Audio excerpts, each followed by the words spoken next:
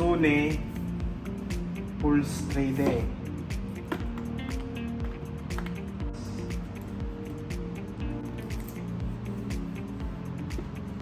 Nare-register sa ako.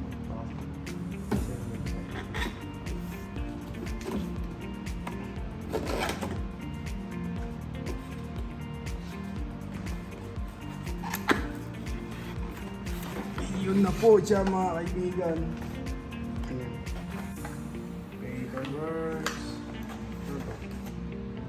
Uy! Mango peach pie! Ang bango! Mainit-init pa ang mango peach pie. Laki, masyadong malaki yung mango peach pie. Pinit lang din.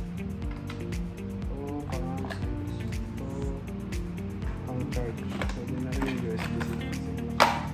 And then, wala na. Ito, boobies. O kaya puwet. Parang bumupag po. So, ito na po yung product.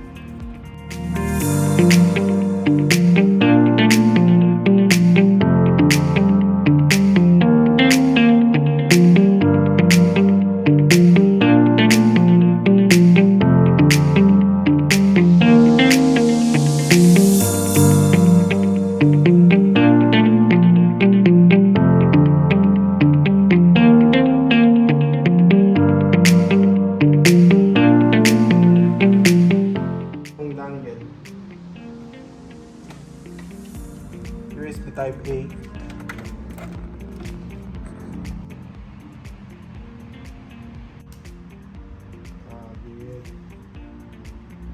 And then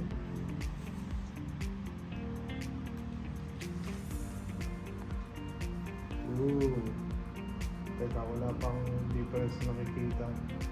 Ay, narinig. Audio output. Headphones 3D.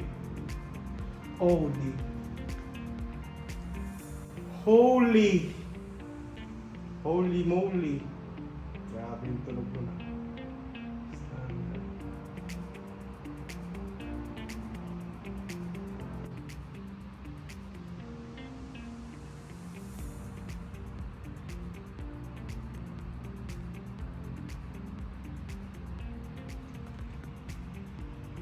Hindi pa ako naglalaro eh.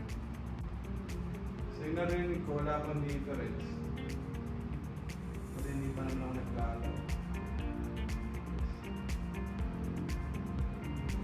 Oh!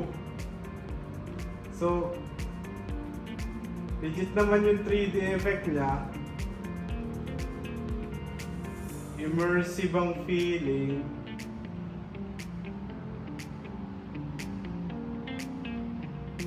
Wait.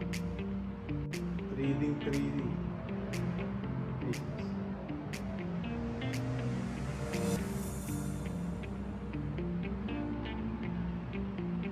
Ang lupit, 3D. Narinig ko lahat ng nasa paligid. Narinig ko yung nandito. Pati yung mga nasa likod ko. 360. Hindi ko to narinig sa normal na headset. Kahit sa soundbar, yung mga subtle na tunog, hindi ko narinig. Dito! Malupit uta! Ang galing na dito yung tunog! Sige nga, pupunta nga ako sa baba. Ang galing! Nandito yung tunog. Nasa taas ko.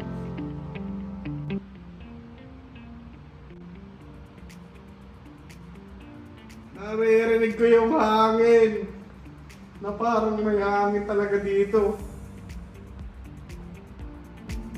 Lupit! Ay, saan ako pupunta? Nagawa ako ng zipline.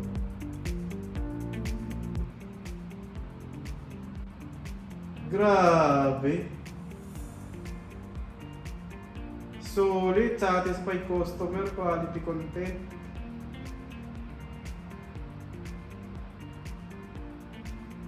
Aray ko, bubo. So sa mga nagbabalak po ng full PlayStation 5 experience, bumili na kayo nito. Solid. Hindi sayang sa pera. Must buy na PlayStation 5 accessory.